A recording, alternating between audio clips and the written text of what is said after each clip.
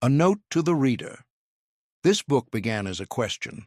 Why do some words change things and others don't? Why does the same sentence, spoken by two different people in the same room, produce completely different effects? The investigation led through neuroscience and ancient philosophy, through courtrooms and meditation centers, through the work of hostage negotiators and nurses and teachers and monks in mountain monasteries. It crossed academic disciplines that rarely talk to each other. It involved people from Lagos and New Mexico, from Edinburgh and New Orleans, from Chicago's South Side and the mountains of Ladakh. What it found in all of those places was the same architecture, the same hidden structure beneath every act of human communication, the same 5 principles operating in every conversation, every speech, every confession, every prayer. This book is about those principles, not as abstract theory, as practice, as tools you can use starting today in the next conversation you have with anyone. The practices are simple, the discipline of doing them is not. But the return on that discipline, measured in the quality of your relationships, the coherence between your interior life and your exterior expression, the degree to which you feel genuinely present in your own life, is, in the experience of everyone who has worked with these principles seriously, difficult to overstate. The voice is not a passenger in your life, it is the architect.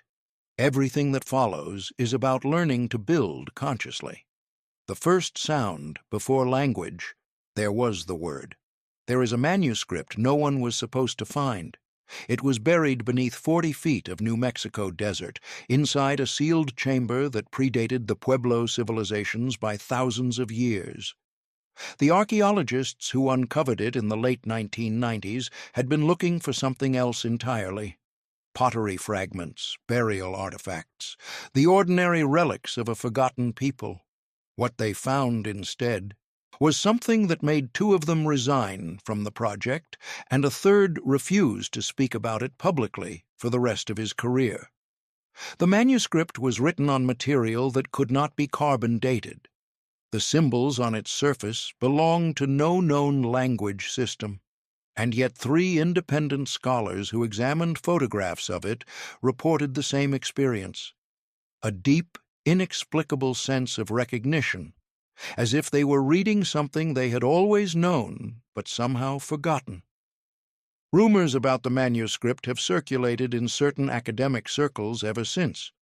Some say it is the work of the first human being who ever understood what words actually do, not what words mean, what they do. The difference between those 2 things is the entire subject of this book. Because here is what most of us were never taught. Words are not labels. They are not symbols pointing at things that already exist. Words are construction equipment. Every sentence you speak is actively assembling the reality you are about to walk into. You are not describing your life when you talk about it. You are building it in real time, one spoken syllable at a time. And if that sounds like mysticism, hold on, because neuroscience, linguistics, quantum physics, and the oldest wisdom traditions on every inhabited continent all point to exactly the same conclusion. The voice is not a passenger in your life, it is the architect. This is the story of how a scribe named Marcus came to understand that truth, and why it changed everything. Marcus Webb had spent 11 years as a technical writer in Seattle. His job was to take complex engineering concepts and render them into language that ordinary people could understand. He was exceptionally good at it. His sentences were clean, precise, load-bearing. He understood, better than most people, how words could make something complicated feel simple. What he did not understand, not yet, was how words could make something impossible feel inevitable. He had come to the New Mexico desert not for work, but for a different reason entirely. His mother had died 8 months earlier. His marriage had quietly collapsed 6 months after that. He had taken a leave of absence from his firm and driven south and west with no particular destination, following a logic that had nothing to do with maps. On the third day, he stopped at a small museum in a town he can no longer remember the name of. Behind a glass case, barely lit, was a reproduction of symbols that a placard described as pre-linguistic notation, possibly the earliest known attempt by humans to represent sound as meaning. Marcus stood in front of that case for 40 minutes. He couldn't have explained why. There was something about those symbols that pressed against him from the inside, as if he weren't reading them so much as being read by them. That night, in a motel room with bad air conditioning and a window that looked out on pure darkness, Marcus did something he hadn't done in years. He sat on the edge of the bed, put both hands flat on his thighs, and spoke out loud to no one. Not prayers, not questions, just a sentence he'd been afraid to say. "I don't know who I am anymore." The room didn't change. The air conditioning kept rattling. The darkness outside the window stayed dark. But something shifted, something interior, as if the sentence had opened a door that talking to himself had never opened before. As if saying it out loud, committing it to air, to vibration, to the physical world, had moved it from the realm of private suffering to the realm of real things that could be dealt with. He said it again, then a third time, and by the third time, something extraordinary happened. The sentence stopped feeling like a confession and started feeling like a beginning. Marcus didn't know it yet, but he had just discovered the first principle of spoken architecture. The word must be spoken to be real. What lives only in the mind is potential. What passes through the body and enters the air becomes actual. The oldest creation story in the world does not begin with action, it begins with sound. Across virtually every ancient civilization, Sumerian, Vedic, Egyptian, Hebraic, Aztec, Maori, the universe does not start with a bang or a collision or a chemical reaction. It starts with a voice. Something speaks, and existence answers. In the Gospel of John, the opening line is not, "In the beginning, God created." It is, "In the beginning was the Word." The Greek term used is logos, which carries connotations of reason, order, structure, and the underlying principle of all reality. Not just a sound, the thing that makes sound possible and meaningful. In the Vedic tradition, the universe is said to have been born from the primordial sound, Aum, a vibration that preceded all matter and continues to pulse at the foundation of everything that exists. In the Aztec cosmology, the god Quetzalcoatl speaks the world into being. In the Maori tradition, Io, the supreme being, uses incantation to create light out of darkness. In the ancient Egyptian conception, the god Thoth, keeper of language, master of the word, did not merely record reality, he constructed it. These are not coincidences of imagination. They are convergences of direct human experience, because here is what every culture that has ever existed, independently of every other culture, has noticed. The moment a human being names something, that thing becomes different. Not different in the world, different in reality. Named things behave differently than unnamed ones. They carry weight, they accumulate consequences, they make demands. Ask any parent who has ever said, "I'm so stressed," 30 times a day, whether those words seem to have any effect on how stressed they actually feel. Ask any entrepreneur who replaced, "I can't afford that," with, "How could I make that possible?" whether the language shift made any practical difference. Ask any therapist what changes first when a patient begins to get better. The answer, almost universally, the words change first. Elara Singh was 26 years old when she stopped speaking for 3 months. not by choice. She had developed a vocal cord condition that made speaking acutely painful, and on her doctor's orders, she communicated exclusively through writing and gesture. She was a graduate student in linguistics at the University of Edinburgh at the time, which made the experience, as she later described it, like being a carpenter who's had her hands temporarily removed. What Ilara discovered during those 3 months became the foundation of her doctoral thesis, and, eventually, the research for which she is now best known. She discovered that the absence of speech changed her relationship to her own thoughts in ways she hadn't predicted. "I expected silence," she told a conference audience in 2019. "What I got was something closer to fog. My thoughts became less distinct. Decisions that had previously felt clear became murky. Emotions that I could normally identify and process would swirl around unresolved for days." The effect wasn't cognitive decline. Her intelligence was intact. But without the act of speaking, without the process of selecting words and committing them to sound, her inner life became strangely unstructured. "Language is not a tool we use to communicate what we're thinking," she said. "Language is the process by which we think. Remove the language and you don't have cleaner thought, you have less thought, or at least less formed thought." This is now well supported by cognitive science. The interior monologue, the voice in your head, is not separate from thought. It is the mechanism of thought. When you narrate your experience to yourself, you are not describing something that's already happened. You are deciding what it means, which determines how you respond to it, which shapes what happens next. In other words, you do not experience reality and then talk about it. You talk and thereby experience, which means the words you choose are not neutral. They are never just descriptions. They are instructions. Marcus drove home from New Mexico 3 weeks after he arrived. He had not found answers, but he had found something better. He had found the right questions. In the months that followed, he began an investigation. He read neuroscience and ancient philosophy. He interviewed linguists and monks and trial lawyers and professional athletes.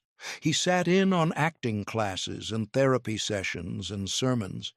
He pulled apart advertising copy and political speeches and the language patterns of people he knew to be chronically unhappy and compared them to the language patterns of people he knew to be genuinely alive. What he found was a single coherent architecture hidden inside the noise. He found that spoken language has 3 structural layers, 3 levels at which words exert their power, and that most people are only aware of the first one. The first layer is meaning. This is what we think words do. They carry information from one mind to another. This layer is real, but it is the least interesting and in many ways the least powerful. The second layer is frequency.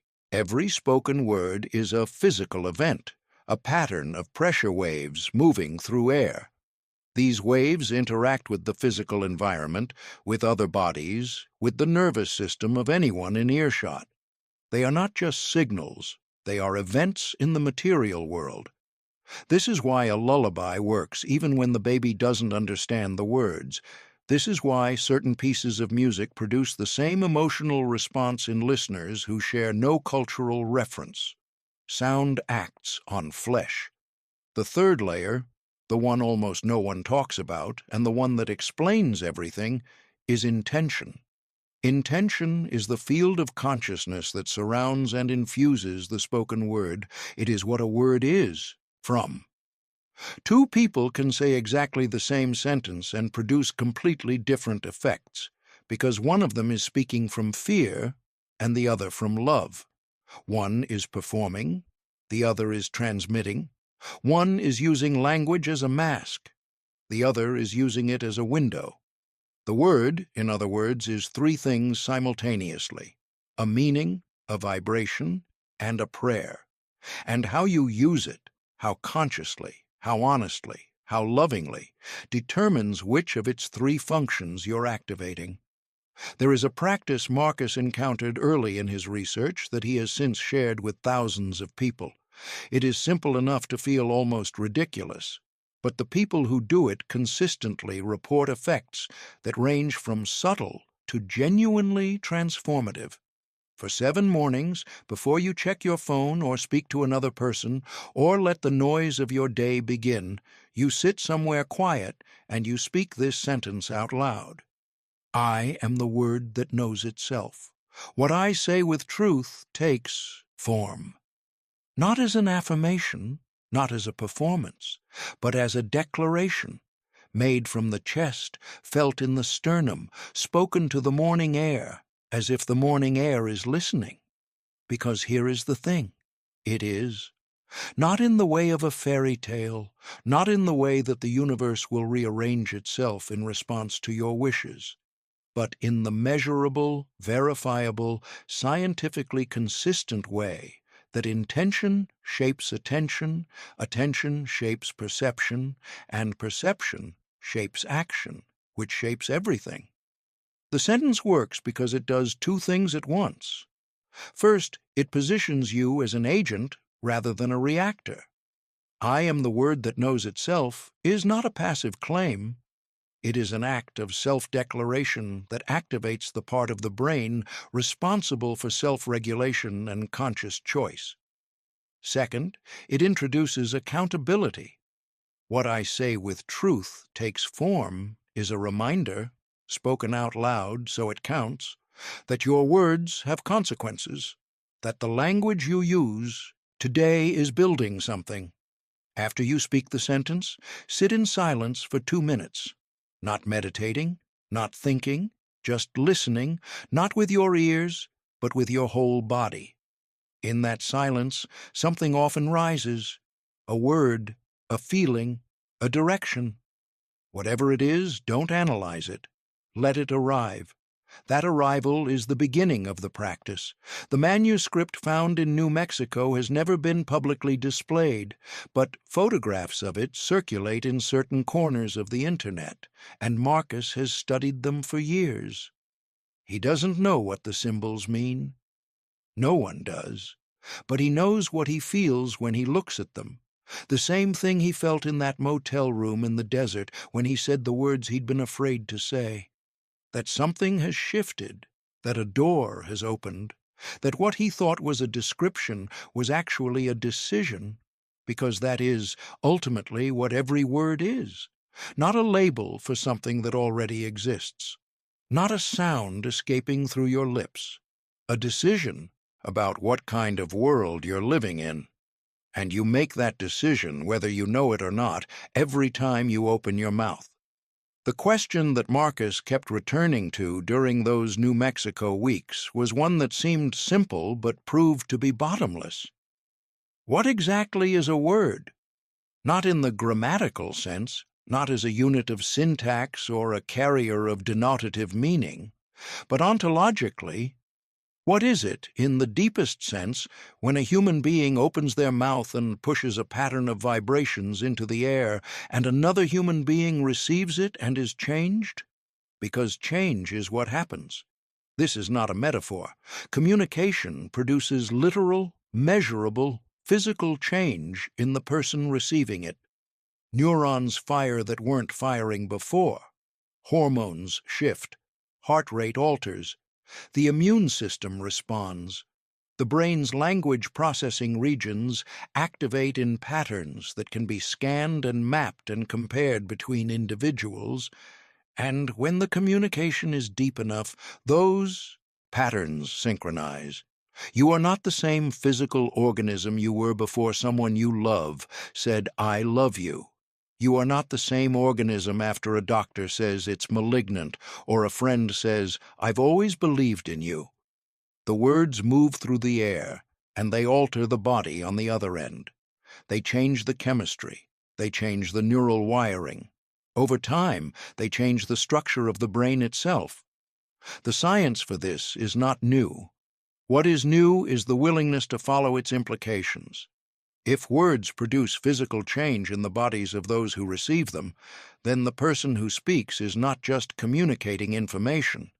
They are performing a physical intervention. Every significant act of speech is, in the most literal sense, a kind of medicine or a kind of poison, depending on what you're saying and how, and from what interior place. This realization, which Marcus calls the medical model of language, changes everything about how we think about what we say.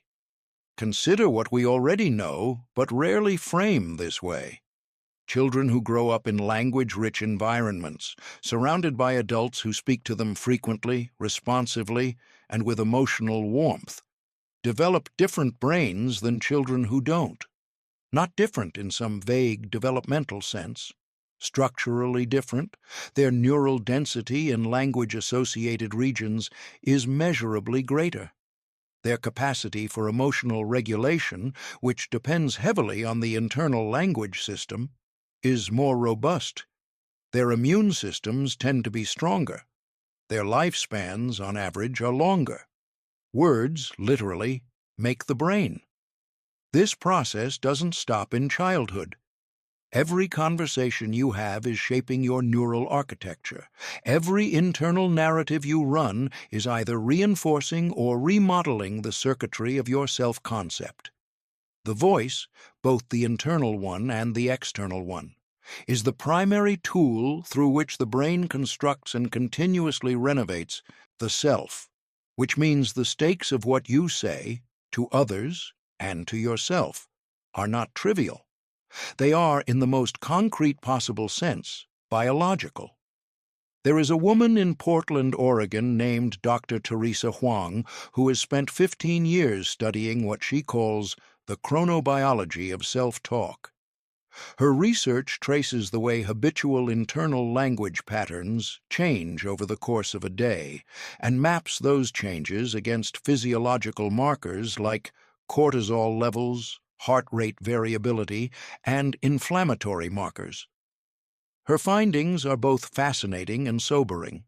Most people's internal monologue shifts over the course of a day from relatively neutral or positive first thing in the morning to increasingly critical, catastrophizing, or defeated by evening. This is partly circadian. The stress hormones are naturally higher in the afternoon and evening. But Teresa's research shows that the language shift happens faster and goes further than the hormonal shift alone would predict. In other words, the internal voice is not just responding to the body's state, it is feeding it. The more critical and defeated the internal language becomes, the more the body's stress response amplifies, which makes the internal voice more critical and defeated, which amplifies the stress response further. This is the cycle that most people are living inside without knowing it. A language loop and a biology loop, each feeding the other, cycling downward through the afternoon toward the exhausted, anxious, low-grade, hopeless quality that many people mistake for just how I am by evening. Teresa's intervention research, still in its early stages but promising, suggests that interrupting the language loop at any point breaks the cycle, not by forcing positivity, not by suppressing the difficult thoughts, but by inserting moments of what she calls present tense factuality, specific, observable, accurate statements about what is actually happening right now, into the stream of abstracted, generalized, future-projecting internal narrative that constitutes most of our self-talk. I am tired, interrupts. I will always be this tired. This meeting was difficult, interrupts. Everything I do is difficult. I made a mistake, interrupts. I am a mistake. The specific displaces the general. The present displaces the projected. The factual displaces the narrative. And the body, receiving accurate information about the present moment rather than catastrophic projections about the future, steps down its alarm response. The cortisol curve flattens. The heart rate, variability, a marker of physiological resilience, improves. The language changed, the body followed. Marcus came to believe, after 4 years of investigation, that the fundamental reason this insight is not more widely known or practiced is not that it is complicated.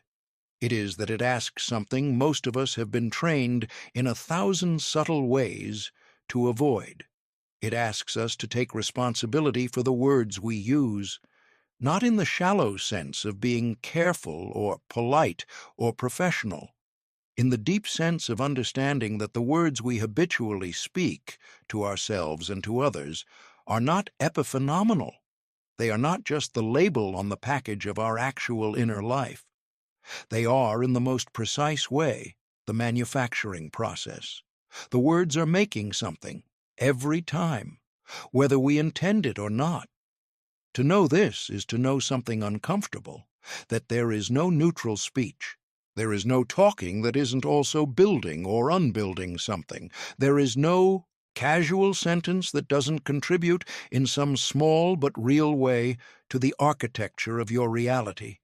This is not a burden. Once you accept it fully, it is the opposite of a burden. It is power. Because if the words you speak are always building something, then the question is not whether to build. The question is what to build. And that, finally, completely, with all its implications, is a choice.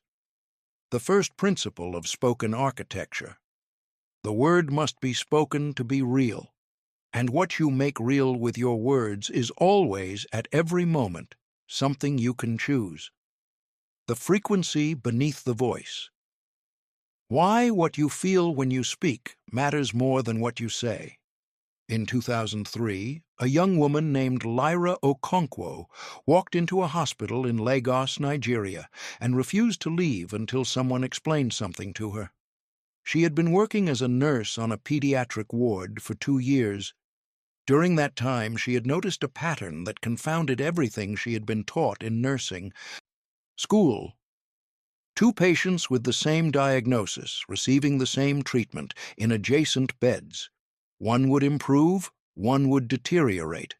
One would sleep peacefully, one would writhe through the night. One would eat, one would refuse food.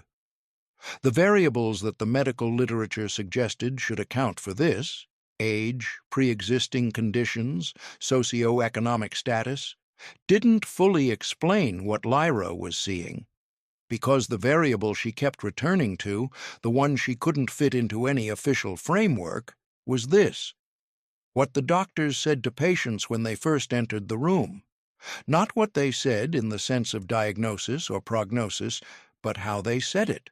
The quality of the speaking, whether the physician made eye contact or looked at the chart, whether the words came from the throat or seemed to originate somewhere deeper, whether the patient's body visibly shifted in response to the doctor's opening sentence. Lyra asked the attending physician about this. He told her she was being unscientific. She asked the head of the ward. She was told, more gently, that the observation was interesting but anecdotal. She spent the next 8 years making it not anecdotal. Her research, eventually published in the Journal of Psychosomatic Medicine, documented what she called the resonance effect, the measurable physiological response of patients to not just the content, but the quality of communication from their medical team. Patients whose physicians spoke with what Lyra's instruments registered as high cardiac coherence, a state in which the heart's electromagnetic field is synchronized and smooth, associated with emotional composure and genuine presence, showed statistically significant improvements in immune markers, sleep quality, and pain perception compared to patients whose care was clinically identical but whose physicians spoke in a state of low cardiac coherence. In plain language, when doctors spoke to patients from a place of genuine calm and care rather than stress, hurry, or emotional distance, their patients got better faster. The words were the same. The medicine was the same. What was different was the field in which the words were embedded, the emotional and physiological state of the person speaking. Lyra's conclusion, stated quietly at the end of her paper, was the one that got her invited to present at conferences for the next decade. The word is the carrier wave. What determines the transmission is the frequency beneath it. Solomon Adeyemi had been a preacher for 30 years when he finally understood why some sermons changed lives and others evaporated before the congregation reached the parking lot. He had studied rhetoric. He had analyzed the structure of great speeches. He had practiced cadence and timing and the strategic deployment of silence. He was, by every technical measure, a very good speaker. But he knew, with the uncomfortable certainty of self-knowledge, that the sermons he was most technically proud of were rarely the ones that moved people. And the ones that moved people most deeply were often the ones he could barely remember preparing. "I started to notice," he told a gathering of ministers in Atlanta in 2011, "that the difference wasn't in the craft. The difference was in what I was carrying when I walked up to that pulpit. On the Sundays when he had argued with his wife before church, or woken anxious about the building fund, or spent the morning rehearsing rather than sitting in silence, those were the Sundays when his congregation listened politely and went home unchanged. On the Sundays when he had prayed genuinely, or wept about something real, or felt, in his body, not just his mind, the weight and privilege of what he was about to do, those were the Sundays when people would come to him afterward with tears on their faces, saying the sermon had changed something they couldn't explain. The sermon didn't change, he said. I changed, and apparently that was the whole thing." Solomon began calling this phenomenon the frequency beneath the words. He had no scientific framework for it at the time, but when he encountered Lyra Okonkwo's research several years later, he recognized immediately what she was measuring. It was the same thing he had been fumbling toward from the other direction. The state of the speaker is the primary content of every spoken communication. Everything else, the words, the structure, the technique, is secondary. A vessel, a carrier. If the vessel is cracked, what it carries leaks away before it arrives. This is not simply a matter of emotion management, it is a matter of physics.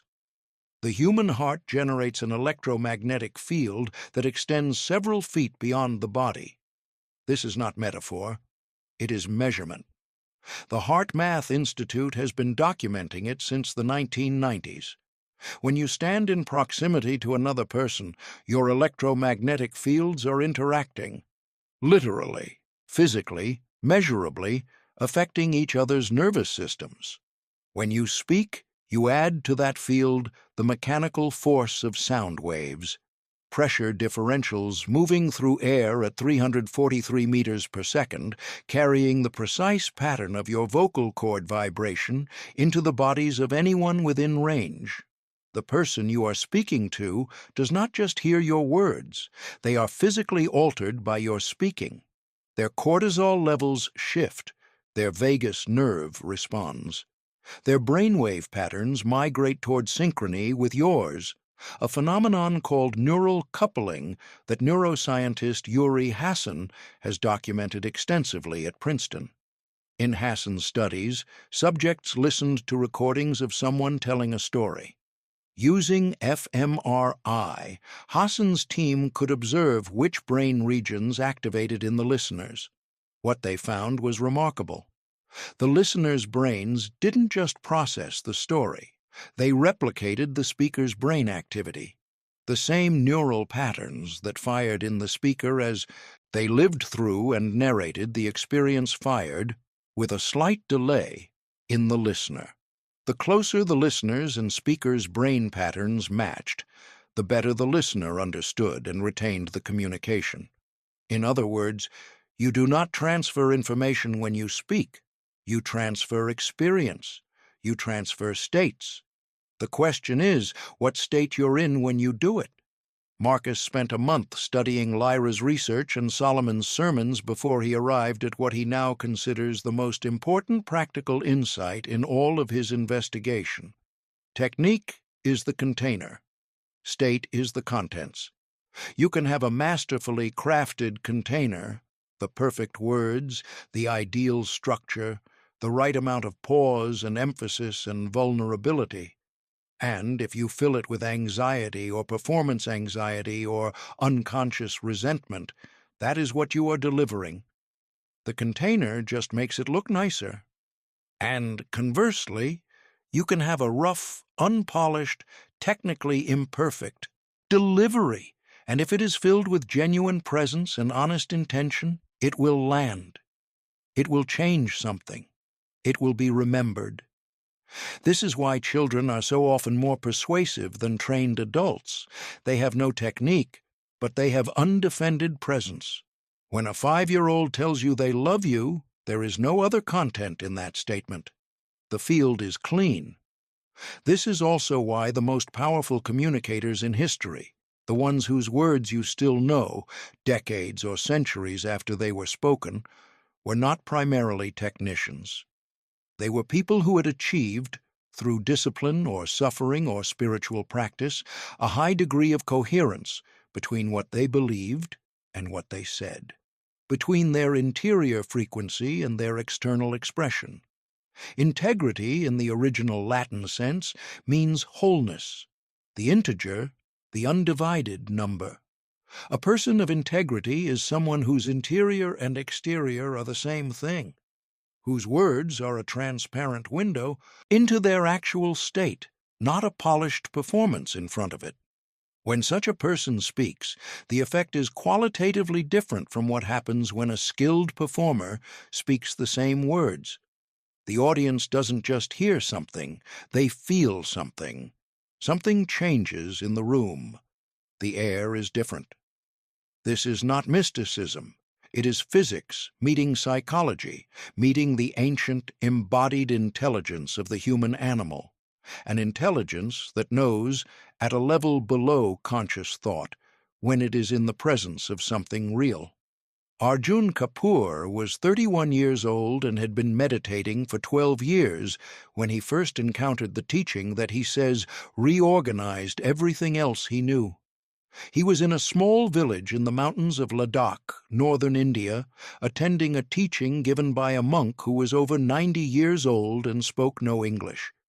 The translation came in fragments through an interpreter, and Arjun later said he wasn't sure if the ideas lost something in translation or gained something.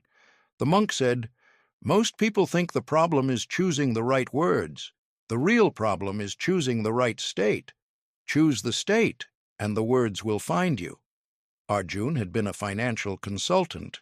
He had spent years studying persuasion and negotiation and the science of communication. He had read Cialdini and Carnegie and every TED Talk transcript he could find. He understood the architecture of compelling language at a technical level that most people never reach. And he immediately recognized that the old monk had just described why none of it worked the way the books promised it would. "I was a very capable speaker," Arjun said later.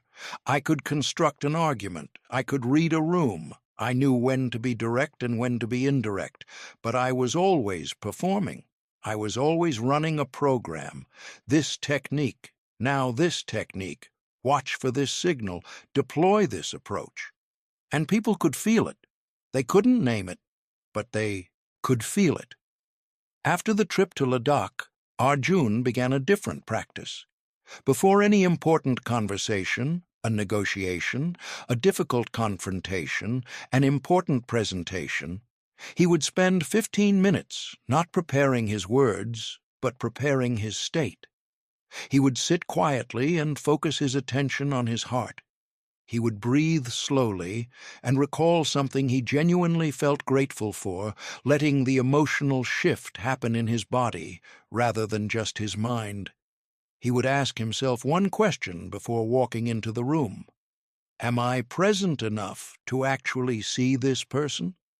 The results, he said, were so different from what he'd experienced before that it felt like discovering he'd been playing chess with the wrong set of rules. People would open up in ways they hadn't before. Deals that had stalled would move. Conversations that had been stuck for months would resolve in 20 minutes. Not because I was smarter or more strategic, because I was actually there. There is a practice that Lyra Okonkwo developed for the medical students she eventually taught, which she called the coherence pause. Before any significant conversation, before you speak to a patient, before you deliver difficult news, before any exchange where you sense the stakes are high, you do this. You stop. You place one hand over your heart, lightly. You take one slow breath, in through the nose and out through the mouth, and you say to yourself, not out loud, but with the full weight of intentional thought, I am here. This person is real. What I say next matters. That's all. 15 seconds, if that. The medical students who adopted this practice consistently reported that their patient interactions changed. Patients opened up more readily. Information that had been withheld suddenly emerged. The quality of clinical communication improved, not because the students got smarter, but because the state from which they were communicating shifted from anxious performance to grounded presence.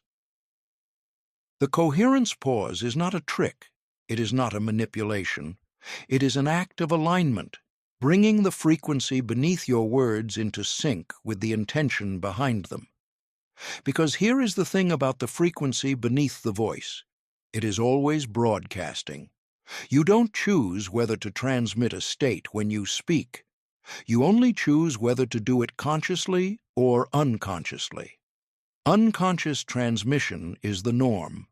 You walk into a room carrying the residue of your last conversation, the anxiety from a news headline, the low-grade irritation from traffic, and every word you speak for the next hour carries that static. The people you're talking to feel it, even if they can't name it. They pull back, or they push back, or they become subtly guarded, and you wonder why the conversation didn't go the way you intended. Conscious transmission, what Arjun was doing, what Lyra was training her students to do, what Solomon had stumbled onto after 30 years, is the deliberate selection of the internal state from which you speak. It requires practice. It requires the discipline to pause before you speak rather than just speaking. It requires what the contemplative traditions call right intention, not the right words, but the right ground from which the words grow. But once you learn it, once you feel the difference between speaking from noise and speaking from silence, you cannot unknow it, and everything changes. The second principle of spoken architecture: words travel on the current beneath them. Choose your current. Before you say anything that matters, ask, what am I broadcasting right now? What field am I carrying? Is this the frequency I want to transmit? If the answer is yes, if your state is one of genuine care, presence, and honest intention, then speak, and trust that what emerges will do what it needs to do. If the answer is no, if you are anxious, scattered, performing, resentful, or simply not present, then pause. Use the coherence pause. Take 15 seconds to come home to yourself, because the people you are about to speak to deserve the real signal, not the noise masquerading as it. And so, more than you might realize, do you? There is a phenomenon that musicians know intimately and almost no one else talks about publicly. Two orchestras can play the same piece, same notes, same tempo, same dynamics, same conductor in some cases. And yet one performance will make an audience sit forward in their seats and feel something shift in their chests, and the other will be technically accomplished and immediately forgettable. The difference is not in the music. It is in the musicians. Specifically, It is in the degree to which the musicians are, in the moment of performance, actually present with the music, actually inside the sound as it is being made, versus executing a technical process with their minds partly elsewhere. Veteran conductors and master musicians describe this distinction with striking consistency. There is playing, and there is playing. The latter involves a quality of presence and surrender that seems to convert technical execution into genuine transmission. The audience does not just hear the music, they receive it. It enters them and does something. The physics of what is happening here are still not fully understood, but the phenomenon is reliable enough that the world's major music conservatories now include training in what some call performance presence, the cultivation of internal states that make transmission rather than mere execution possible. This is the same thing Lyra Okonkwo was measuring in hospitals, the same thing Solomon Adeyemi was fumbling toward in sermons, the same thing Arjun Kapoor discovered in negotiations. The vehicle of communication, whether it's a violin or a voice, can carry signal, or it can carry noise. What determines which one it's carrying is not the technical quality of the output, it is the quality of the consciousness behind it. There is a study that Marcus found particularly compelling in its simplicity. Researchers at the University of Kansas asked pairs of strangers to have two conversations with each other. In the first conversation, one member of each pair was instructed to mentally recall a moment of personal stress while listening to the other person speak. In the second conversation, they were instructed to mentally recall a moment of personal gratitude. The conversations were otherwise identical in topic and duration. The listening person said nothing different in either conversation. When the results were analyzed, speakers reported dramatically different experiences based on which condition their listener was in. When the listener was holding stress, speakers described feeling vaguely judged, hurried, and less inclined to share deeply. When the listener was holding gratitude, speakers reported feeling understood, encouraged, and more willing to be vulnerable. The listener's internal state, invisible, silent, unspoken, shaped the quality of the other person's speaking. This is the electromagnetic field effect that HeartMath has been documenting for decades. The field of the listener is not separate from the conversation.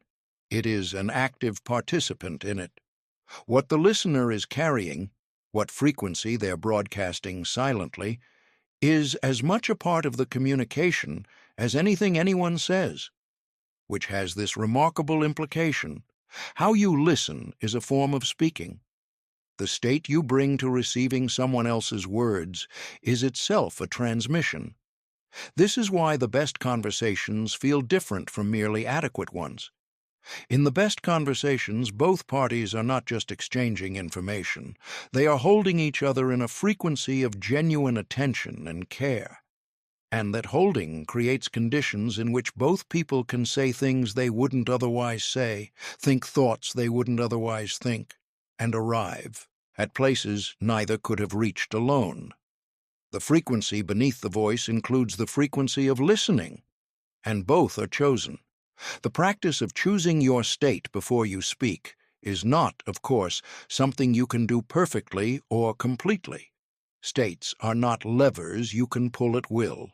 Emotion doesn't work that way, but what the research consistently shows is that partial shifts produce partial effects, and partial effects are far from nothing. You don't need to feel profound love for a stranger before you speak to them. You just need to shift a few degrees in that direction, to introduce the slightest genuine curiosity about them, the smallest seed of actual care, and the quality of what you transmit changes. The coherence pause that Lyra teaches her medical students is not an attempt to produce perfect emotional states. It is an attempt to interrupt the automatic departure from the present moment that happens under pressure and to introduce a brief reorientation toward the other person. 3 breaths, one hand on the chest, The simple, deliberate act of noticing that there is a person in front of you and that they are real, and that what you say next will land somewhere in them and do something. That's enough. That small act of recognition changes the frequency, and the frequency changes everything. The Scribe's Confession: How the Stories You Tell Are Writing Your Future.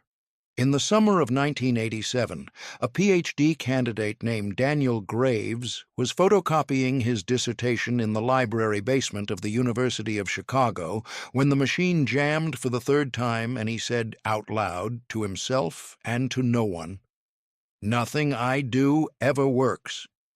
He said it the way people say things like that, automatically, reflexively, the verbal equivalent of a shrug. He didn't mean it literally. He was frustrated. He had been in graduate school for 6 years, and his academic career was not unfolding the way he'd planned, and the photocopier was jammed, and sometimes you just say things. He'd said that particular sentence, or versions of it, dozens of times, maybe hundreds. It was what linguists call a habitual utterance, a phrase so familiar that it no longer registers as a statement about reality. It's just a vent, a sound the frustration makes on its way out. Except Daniel was studying linguistics, and what he knew about linguistics, what he had spent 6 years learning, and what he would spend the next 4 decades of his career researching, was that the brain does not distinguish between habitual utterances and sincere assertions. The mechanism of belief formation doesn't check whether you meant it. It processes what it receives.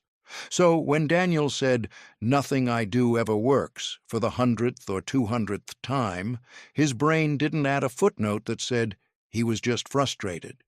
It added one more data point to the ongoing case it was building about Daniel's identity and relationship to effectiveness. And the case was becoming very strong. Daniel began to study what he called narrative self-talk, the ongoing internal and external monologue through which human beings construct their understanding of who they are and what is possible for them. His research eventually compiled into a body of work that influenced everyone from executive coaches to psychiatrists to advertising professionals, reached a conclusion that was simultaneously obvious and revolutionary. You do not have beliefs about yourself.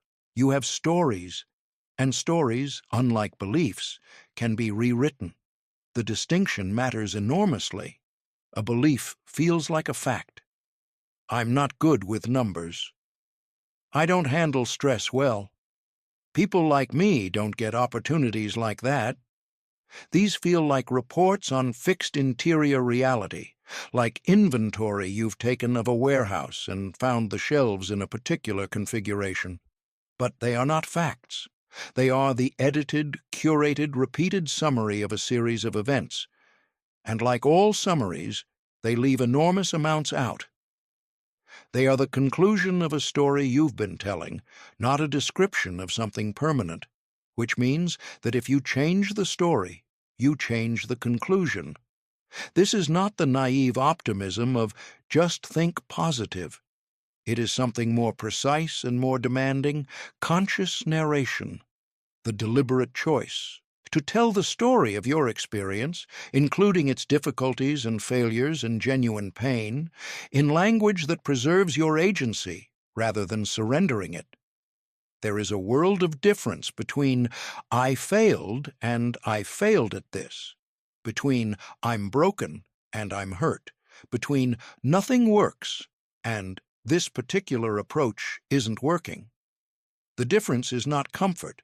The second version in each pair is not less honest or less hard. The difference is architecture. The second version leaves a door open. The first one seals the room. Josephine Carter was a public defender in New Orleans for 22 years. She represented clients who had almost universally been told, from very early in their lives, stories about who they were and what they could expect. Many of them had internalized those stories with a completeness that Josephine found both heartbreaking and, when she understood the mechanism behind it, technically explicable. "The most dangerous sentence I ever encountered in my career," she told a law school audience in 2015, "wasn't anything a witness said on the stand or a prosecutor said in closing. It was a sentence my clients said about themselves, almost invariably, in our first meeting. I knew it would end up like this." The sentence was dangerous not because it was self-pitying, though sometimes it was. It was dangerous because it revealed the operation of a narrative that had been running unchallenged for years or decades. A narrative that transformed every individual circumstance into confirmation of an inevitable trajectory. A story so totalizing that the client could no longer distinguish between what had happened and what was fated to happen. Josephine began asking clients to do something unusual during their intake process. She asked them to tell her 3 specific stories about themselves, not about their case, not about what had gone wrong, but about moments in their lives when they had done something that surprised them. When they had been more capable, more resourceful, more something than the dominant story about themselves would have predicted. Most of them struggled, she said, not because the moments didn't exist. They always existed. But because the story they'd been telling had trained them to not count those moments, to not give them the weight they deserved, to edit them out of the narrative. Getting clients to tell the alternative story, the one with different evidence, different emphasis, different conclusions, did not change their legal situation. But Josephine reported that it consistently changed their bearing, their capacity to participate in their own defense, and in a number of cases that she described as statistically improbable, their outcomes. Because when you change the story you tell about yourself, you change the person you are when you walk into the room. Marcus spent 3 weeks with Josephine's research before he arrived at the 3rd principle of spoken architecture. He found himself thinking about a concept from software development. Garbage in, garbage out. The principle that a computing system cannot produce better outputs than its inputs. Feed it corrupted data, you get corrupted results.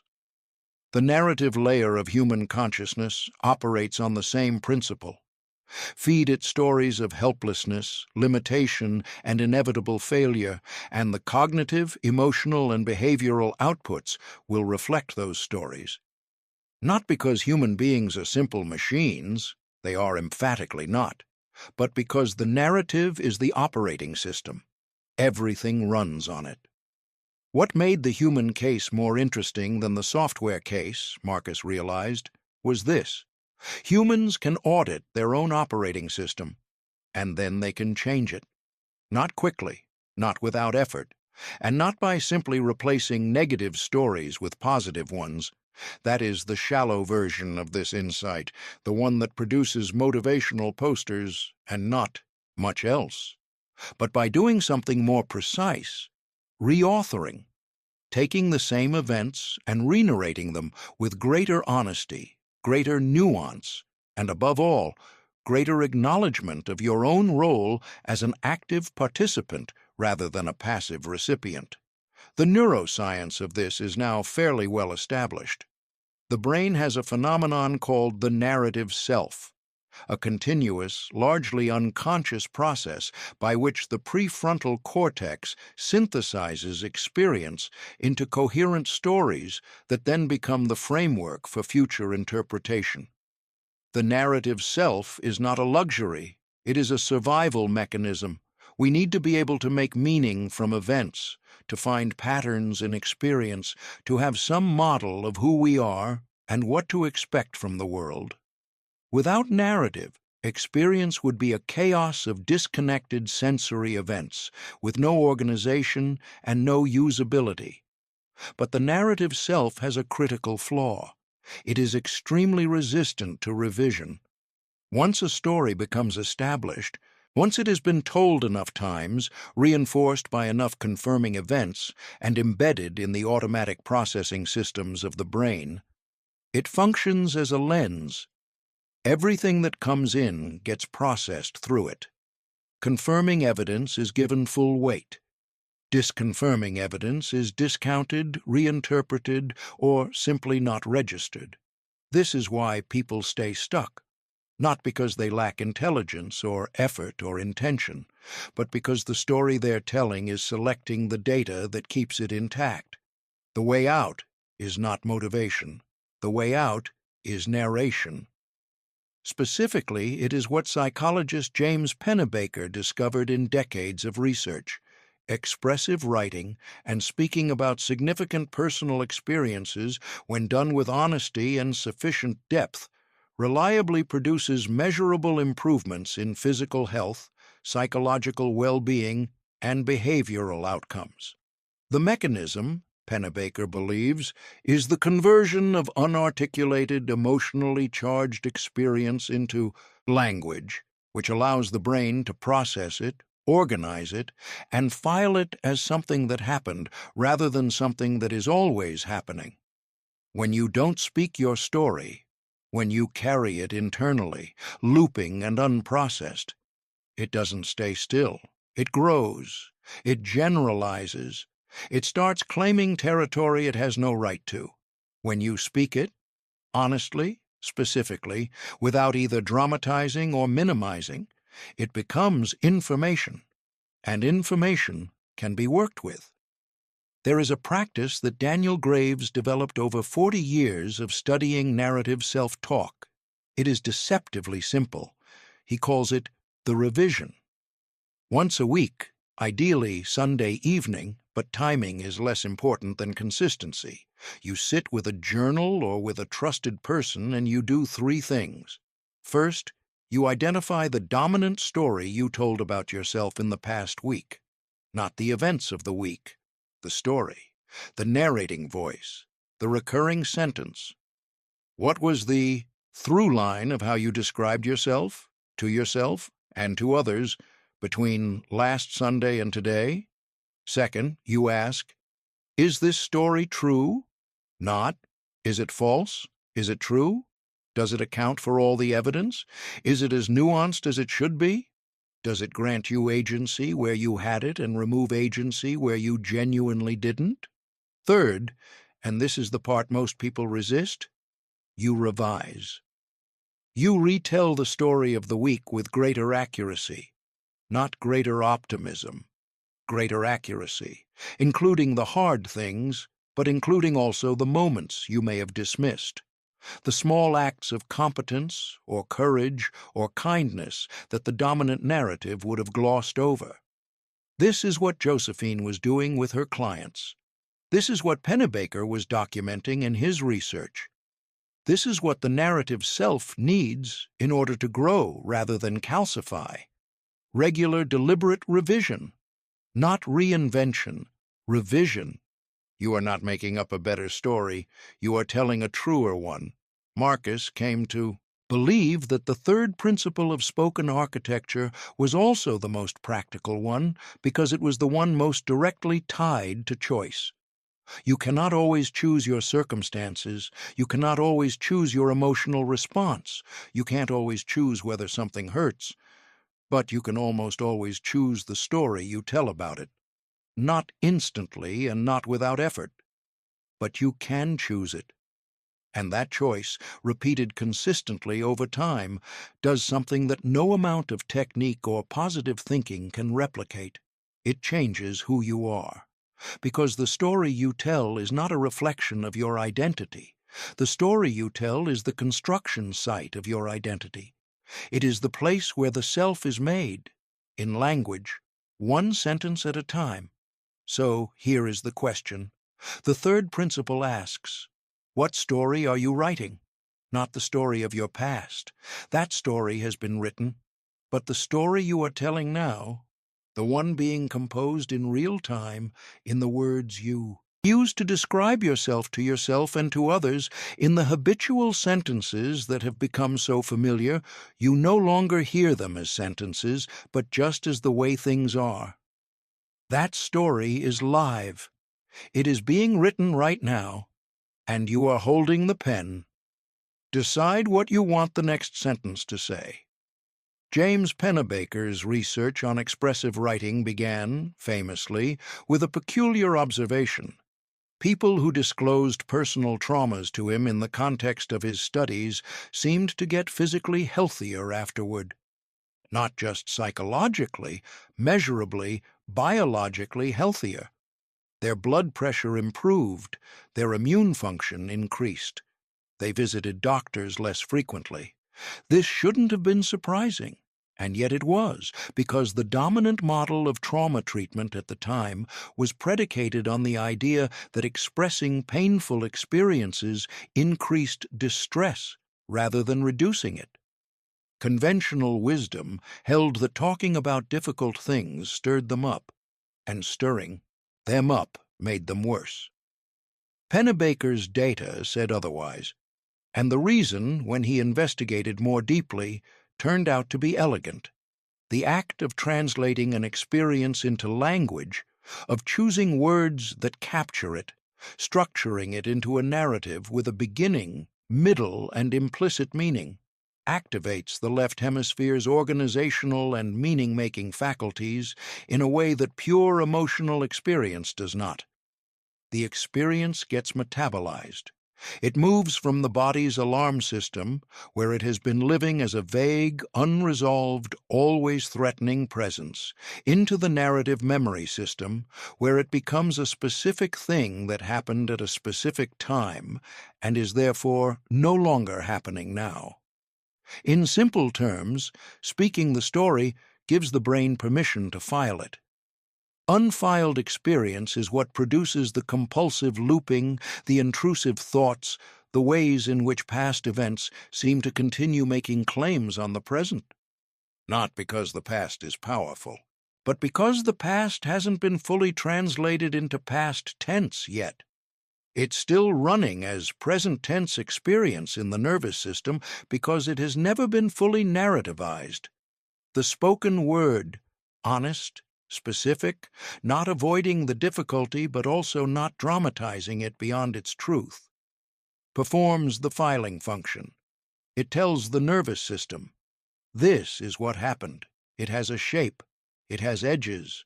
It is over there, in the past, and you can rest. Daniel Graves spent the last decade of his career studying what he called the grammar of resilience, the specific language patterns associated with people who recovered well from significant adversity versus those who remained stuck. What he found was not that resilient people used more positive language. They didn't, particularly. They faced the same difficult realities with the same degree of honest acknowledgement. What was different was the grammatical structure.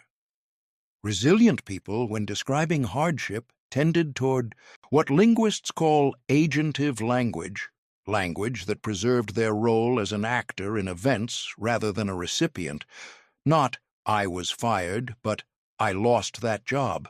Not, my marriage fell apart, but we couldn't make it work. The difference is subtle but not small. The agentive version keeps the speaker inside the story as someone who did things, made choices, existed as a presence, even in situations where they genuinely had less control than they would have wished. Non-resilient people tended toward passive constructions. Things happened to me. I was affected by. I had no choice.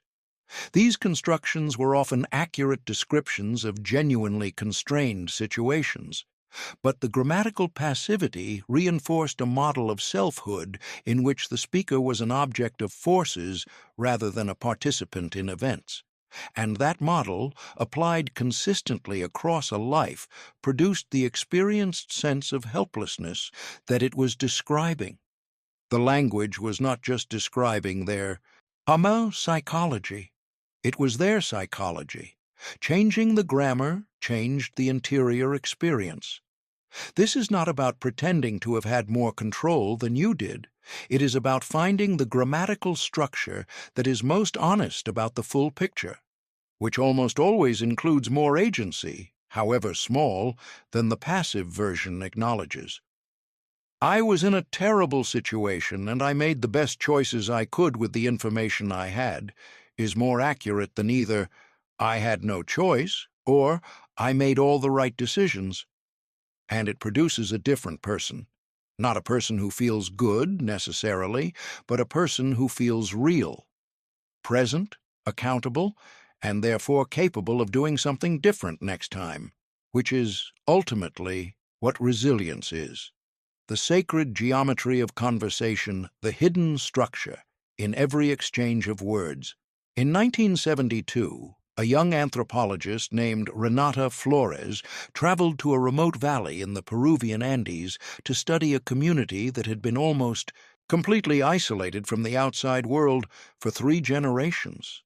She expected to find linguistic simplicity, a vocabulary contracted by isolation, a grammar reduced to functional necessity.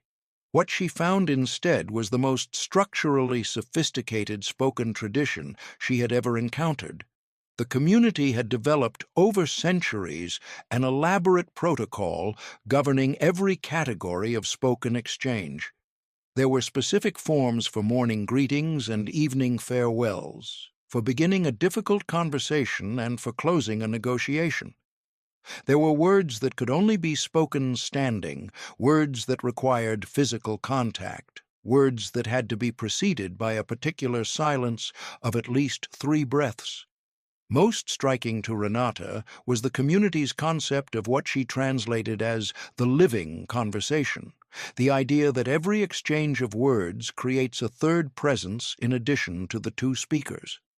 This third presence, which had no direct English translation, but which Renata rendered as the space between, was considered to have its own integrity, its own needs, and its own consequences.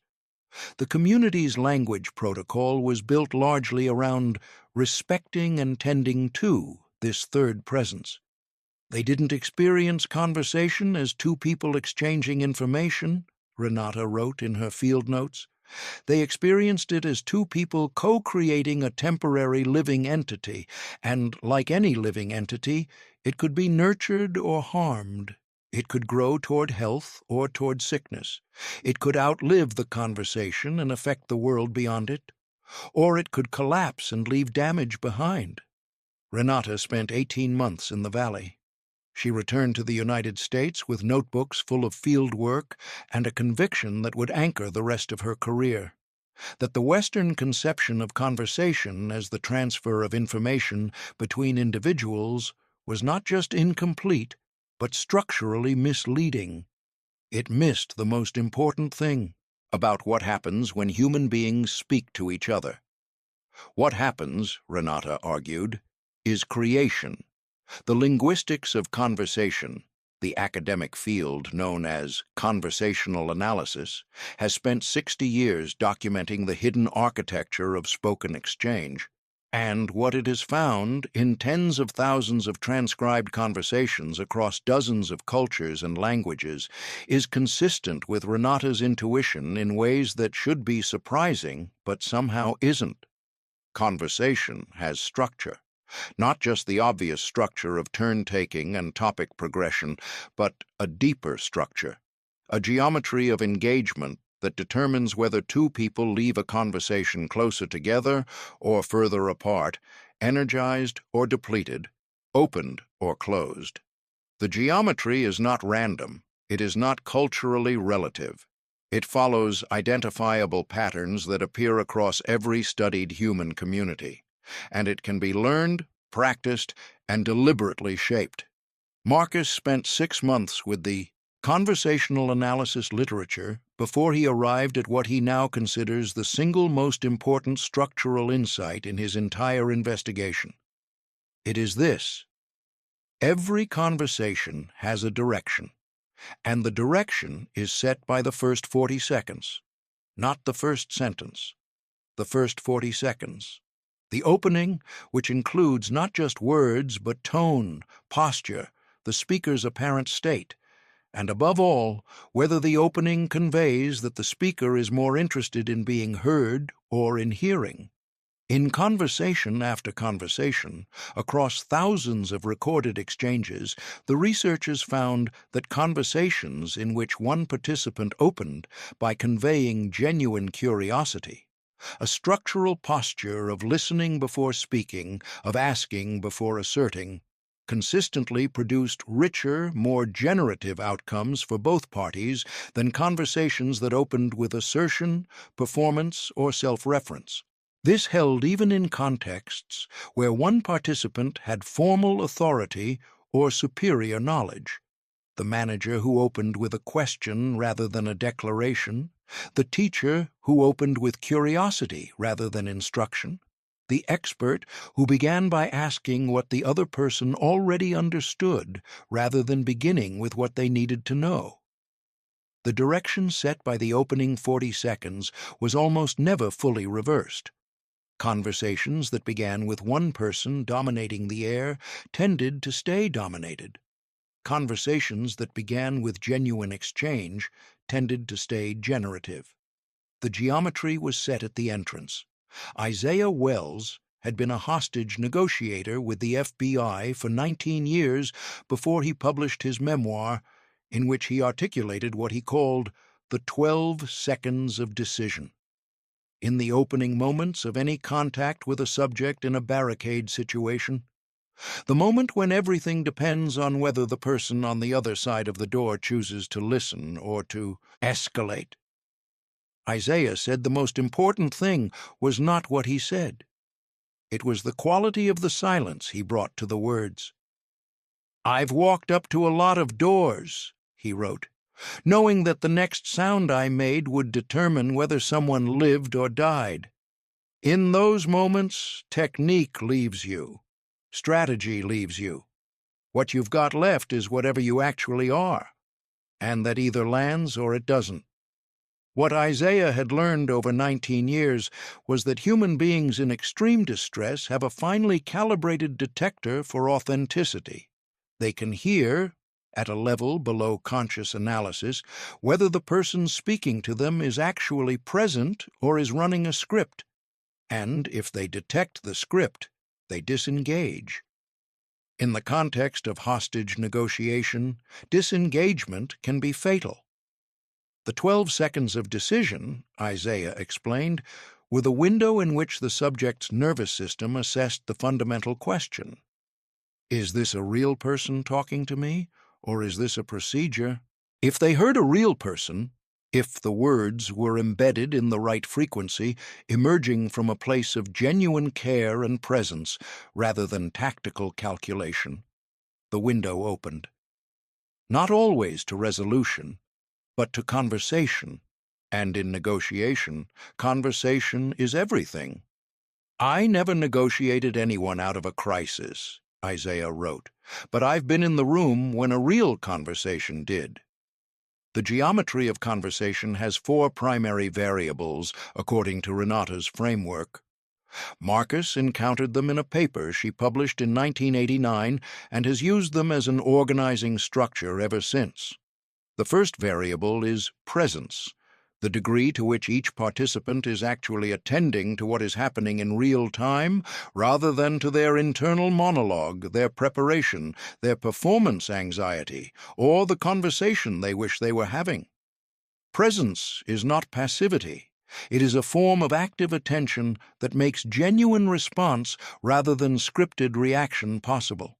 The second variable is space, the amount of room each participant allows for silence, for the other person's words to land and develop meaning, for thought to happen between speaking. The most common conversational failure is not saying the wrong thing, but filling the wrong silence. The silence after a question is not empty, it is working. Interrupting it prevents the work from completing. The third variable is direction, the implicit orientation of each speaker toward the other.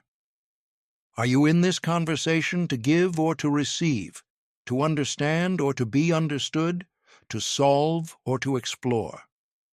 Direction is set largely unconsciously and shapes everything else. Two people who both enter a conversation with receive orientation, both genuinely trying to understand rather than to assert, will produce a conversation that neither could have had alone. Two people who both enter with give orientation, both trying to be understood, will produce parallel monologues that create the form of conversation without its substance. The fourth variable, the one Renata considered most foundational and most neglected, is what she called the intention behind the words, not the stated purpose of the conversation, the actual motivation, the thing the speaker is really trying to do beneath whatever explanation they have given for why they are speaking. Most conversational failure, Renata wrote, is not the result of poor technique or insufficient vocabulary. It is the result of hidden intention. The speaker wants something they are not saying they want, and the listener can feel the gap between the stated and the actual, but cannot name it. The conversation spends itself negotiating that gap without ever quite reaching resolution. The remedy is not sophistication. It is honesty, not brutal, weaponized honesty, but the simple, specific clarity of saying what you actually want from a conversation, rather than disguising it in the language of what you think you should want. "I want you to understand why I'm hurt" is a different conversation than "I want you to acknowledge you were wrong." Both can be legitimate, but they require different responses, and conflating them, performing one while wanting the other, produces the particular frustration of conversations where both people tried hard and nothing improved. There is a woman named Carmen Reyes who teaches conflict resolution in schools in Chicago's South Side. She has been doing this for 11 years. In that time, she has sat with hundreds of students who were in the process of breaking each other apart with words, and hundreds more who had been broken by words someone else had used on them. She teaches them something she calls the 3-second agreement. Before any difficult conversation, before any exchange where the temperature is high and the stakes feel real, both parties agree to a 3-second pause before each response. Not a pause to plan, not a pause to formulate a counter-argument, just 3 seconds of actual listening. 3 seconds of letting the other person's words arrive before you start composing your reply. Most fights, Carmen says, happen because people aren't talking to each other. They're talking at the space where they expected the other person to be. They're responding to a version of the other person that they assembled in their own head. The 3-second agreement is just enough time to check. Is the person in front of me actually who I thought was there? It sounds almost absurdly minimal. 3 seconds. 12 words spoken more slowly. But Carmen has documented over 11 years that it changes outcomes. Not every time, but consistently enough that she has stopped being surprised by it. The reason, she believes, is that the 3 seconds don't just slow the conversation down, they change the geometry. They introduce space, Renata's second variable. And in that space, something can happen that couldn't happen. In the pressure and heat of uninterrupted reactive exchange, the other person can become real, not a category, not a role, not the person you were braced for. Real, specific, present, particular, in this moment, saying this from wherever they are. And when the other person becomes real, the conversation becomes possible. The practice Marcus draws from all of this is one he calls the opening question. Before any conversation you consider significant, any exchange where the outcome matters, where something real is at stake, begin with a genuine question rather than a statement. Not a strategic question, not a question designed to create an opening for your main point, a question that you genuinely want to know the answer to. A question whose answer might actually change what you say next. The question doesn't have to be profound. What's your sense of this? Where are you coming from on this? What do you need from this conversation? These are simple, ordinary questions, but asked with genuine curiosity, with the presence and space that Renata's framework identifies as foundational.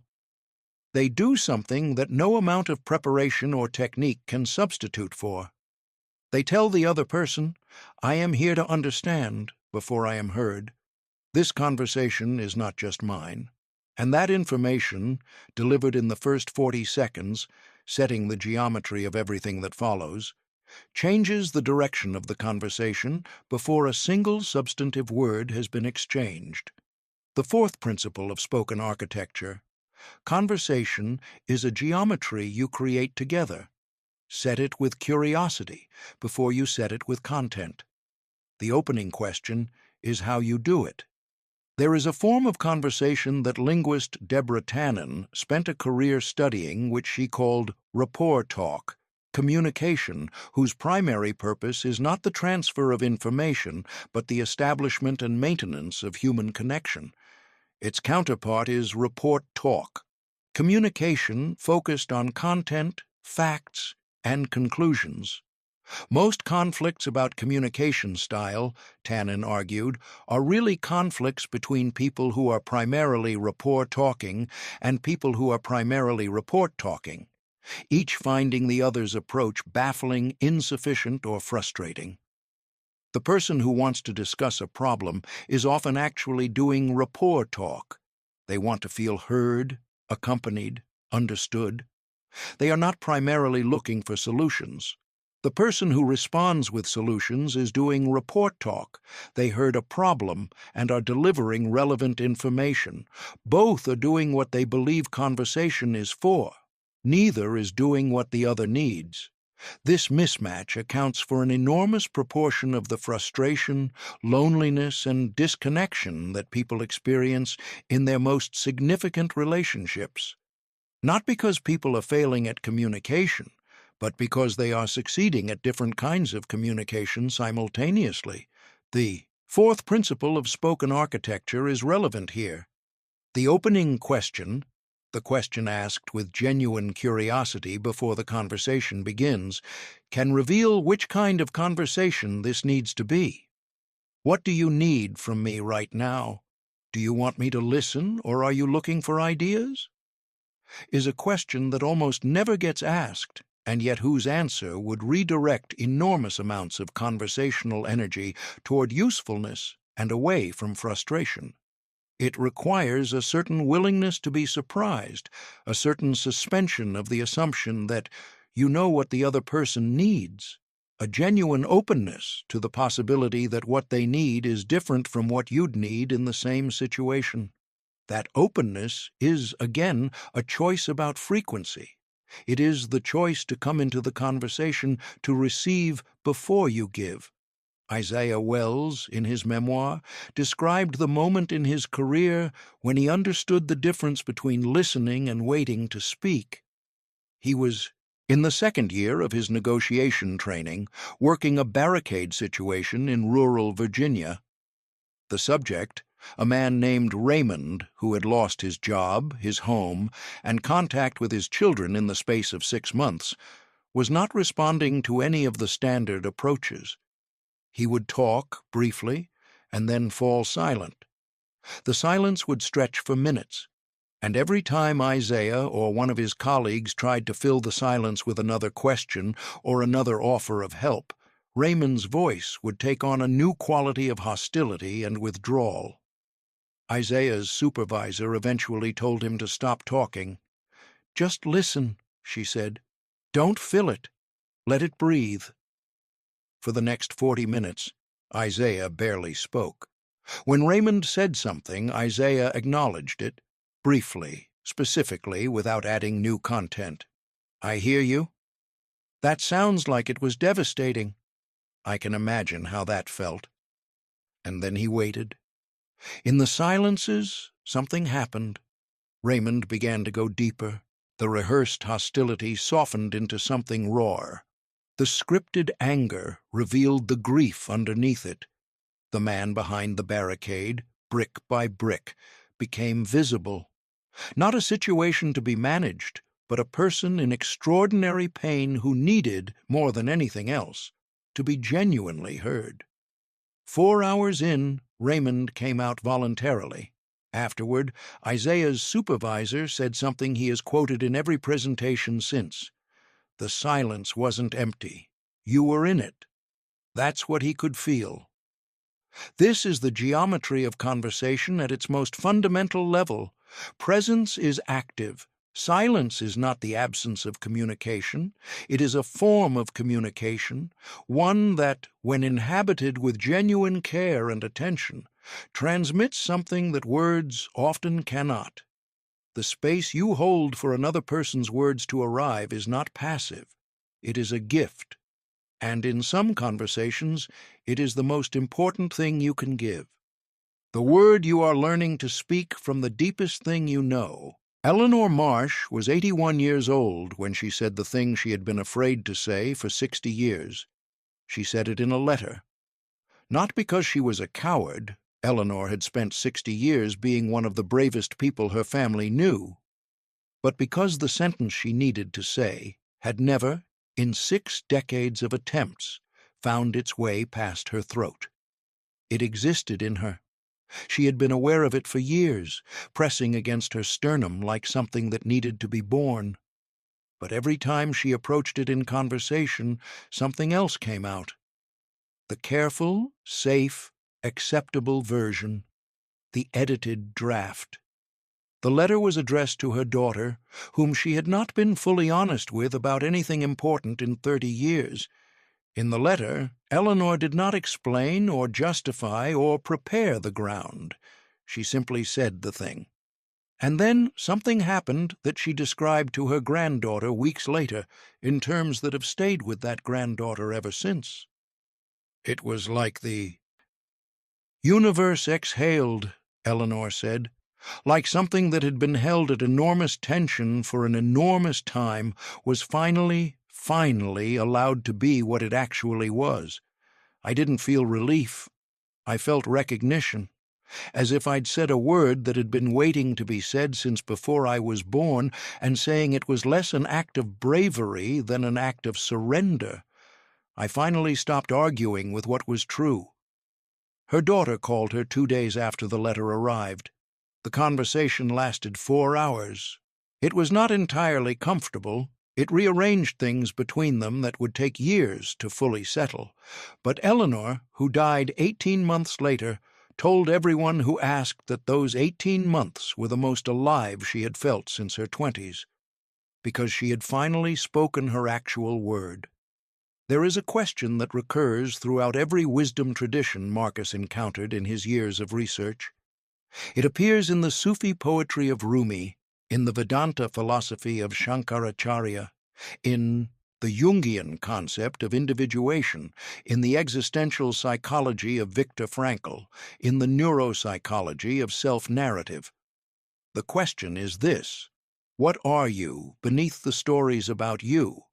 Not what you have done, not what you have been told, not the accumulation of roles and responses and self-concepts that you have assembled over a lifetime of experience, not even your values and beliefs, which are important, but which are still, in some sense, positions, things you hold, not the thing that holds them. What is the deepest and truest thing beneath all of that? Every tradition asks the question differently.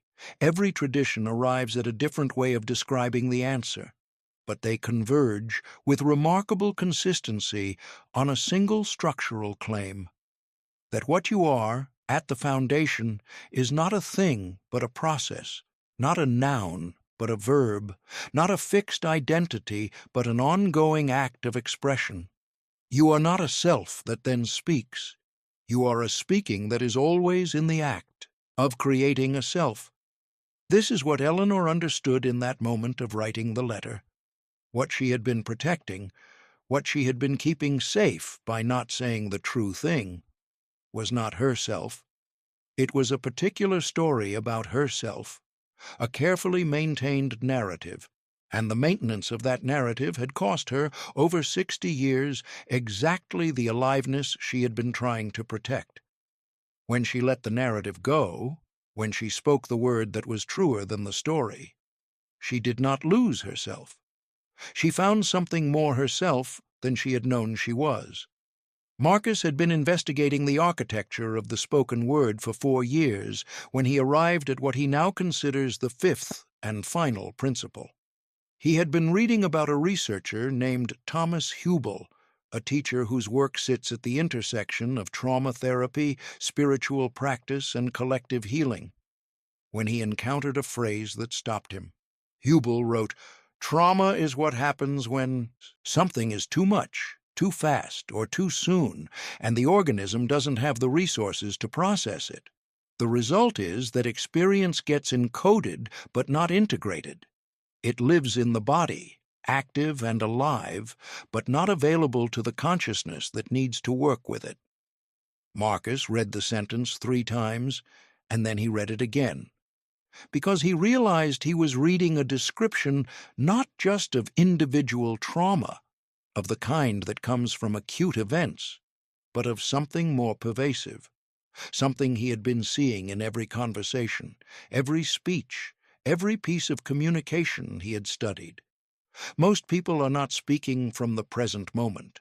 They are speaking from their history, from the encoded, unintegrated residue of every time they were interrupted, dismissed, shamed, misunderstood, or punished for saying the true thing.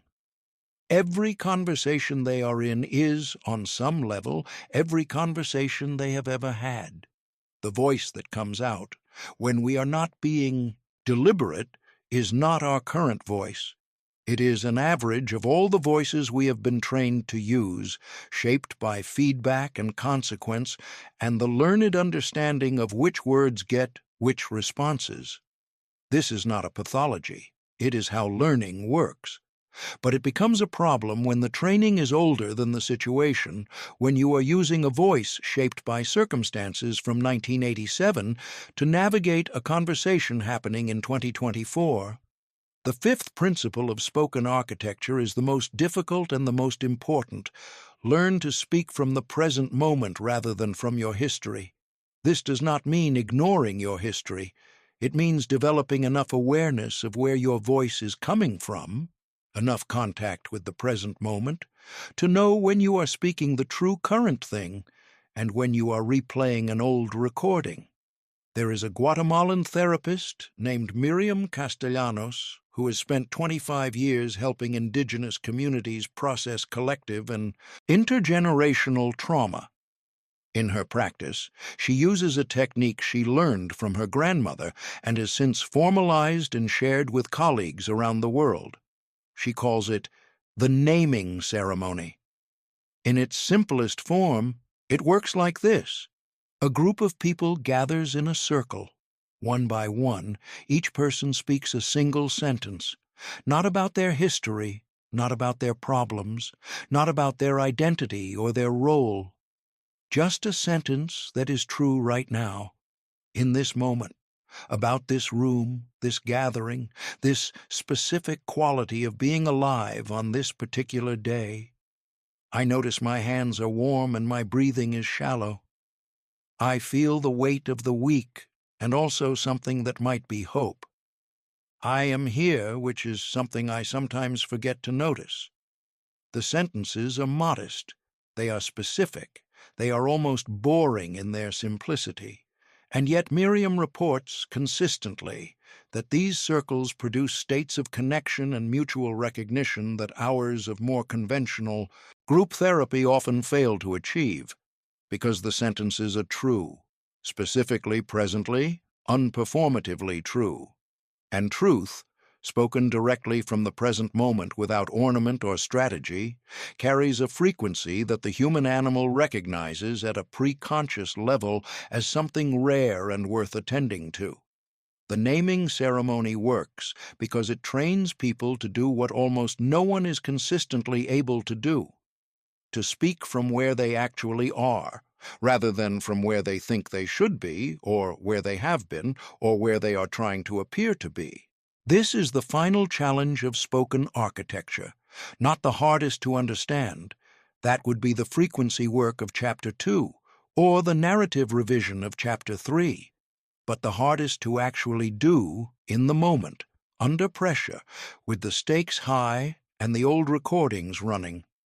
The challenge is this: to stay in contact with the present moment truth of your experience while speaking, rather than retreating into the rehearsed, the safe, the strategically appropriate.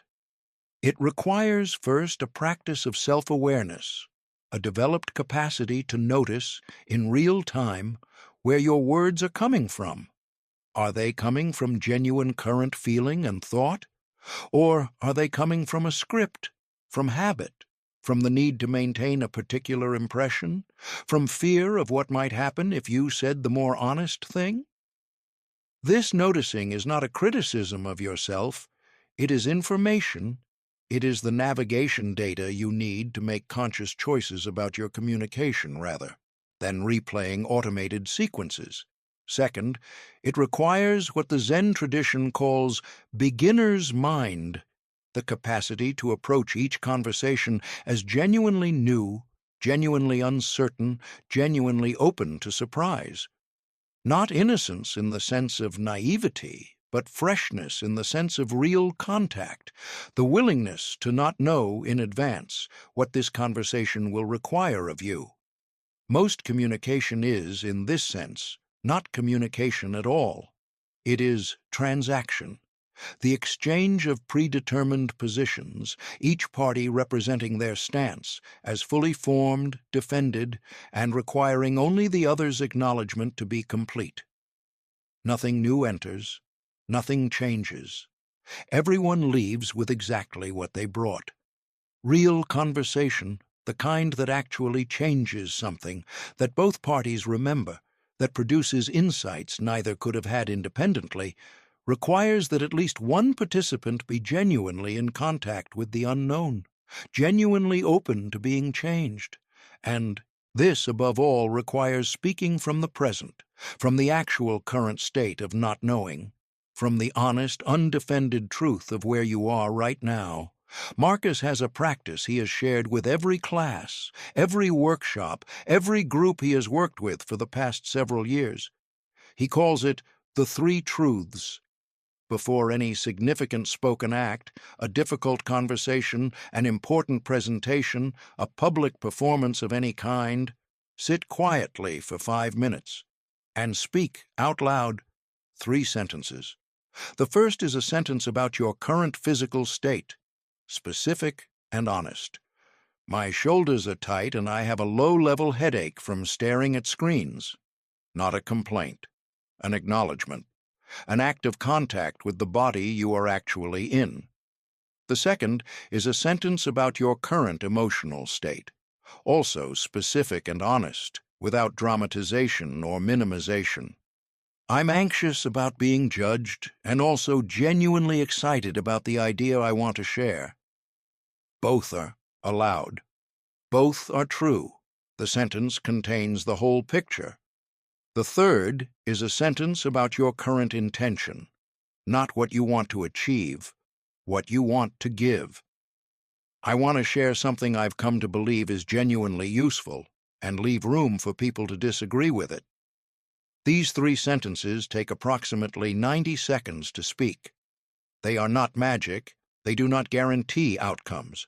They are not a performance hack. What they do is simple. They bring you home to yourself before you speak. They interrupt the automatic departure from the present moment, the flight into strategy, performance, and historical narrative that happens, for most people, every time the stakes go up. They ground you in the specific, present, embodied truth of who you are and where you are and what you genuinely want to give. And from that ground, whatever you say next is more likely to be the actual thing, the word that is yours, the sentence that was waiting to be said. Eleanor Marsh wrote one more letter in the final weeks of her life. She wrote it to no one in particular, or to everyone. Her granddaughter found it in a drawer after she died. It read in its entirety. I spent so many years choosing the careful word over the true word, believing the careful word was kinder. I don't think that anymore. I think kindness requires truth the way a roof requires walls. Without it, you're just standing outside in the rain, both of you, wondering why the shelter isn't working. Say the true thing. Say it gently. Say it with love. Take your time finding the right moment. But say it. The word that waits inside you is not dangerous. It is the thing that was sent here to be said. You are the only throat in the universe it can come through. Marcus read this letter in a waiting room in Portland in October of 2 years ago. He had never met Eleanor Marsh. He had come across the letter in a collection of writings that her granddaughter had self-published in a small edition. He sat with the letter for a long time, because what Eleanor had described, in language that owed nothing to neuroscience or linguistics or the ancient traditions that came purely from 81 years of being a person in the world, was the same insight that all of his research had been circling toward. You are not a self that has a voice. You are a voice that is making a self. The word is not the tool. The word is the action. And the action, the specific, present, embodied, honest act of speaking the true thing, is the most consequential thing you will ever do. More consequential than any decision, any investment, any strategy, any plan. Because the word you speak is not just describing the reality you're in, it is deciding what reality comes next. The 5 principles of spoken architecture restated. 1. The word must be spoken to be real. What lives only in your mind is potential. What passes through your body and enters the air becomes actual. 2. Words. Travel on the current beneath them. Choose your current. Your emotional and physiological state is the primary content of every spoken communication. 3. You do not have beliefs about yourself. You have stories, and stories can be rewritten. Reauthor consciously and consistently. 4. Conversation is a geometry you create together. Set it with curiosity before you set it with content. 5. Learn to speak from the present moment rather than from your history. The word that is true right now is the only word that can do what words are here to do. Marcus returned to New Mexico once more, 2 years after the first trip. He drove back to the town with the small museum. He stood again in front of the glass case with the ancient symbols. He still didn't know what they meant. But he thought he understood, better than he had the first time, what they were doing. They were someone's attempt, 5,000 years ago or 10,000 or longer, to make permanent the one thing that human beings have always known and always been in danger of forgetting, that words are not incidental, that speech is not peripheral, that the voice is not a passenger in the human story. It is the driver, and you are behind the wheel right now, in this moment, deciding, with every next sentence, what road you're on. The symbols in the glass case said nothing that Marcus could read, but they were still speaking. And so are you. A final practice. Each morning before the day begins, speak these 5 sentences. Today I will say what is true rather than what is safe. Today I will speak from presence rather than performance. Today I will listen before I answer. Today I will remember that my words are building something. Today I am the word that knows itself. Speak them slowly. Speak them from the chest. Let them arrive before you send them, and then go out and be what you've said. Viktor Frankl wrote, in Man's Search for Meaning, that the last of the human freedoms, the one that cannot be taken away even in the most extreme conditions of suffering and deprivation, is the freedom to choose one's attitude toward a given set of circumstances. Marcus spent a long time with that idea before he understood what it had to do with speech. The freedom Frankl was describing is not, at bottom, an attitudinal freedom. It is a linguistic one, because attitude does not exist prior to language. Attitude is produced by the sentences we use to narrate our experience, internally and externally. The attitude of defiance, of meaning, of fundamental human dignity that Frankl was able to maintain in the Nazi camps was inseparable from the internal language in which he framed his experience. He was not describing the same reality as the prisoner who chose despair. He was narrating it differently.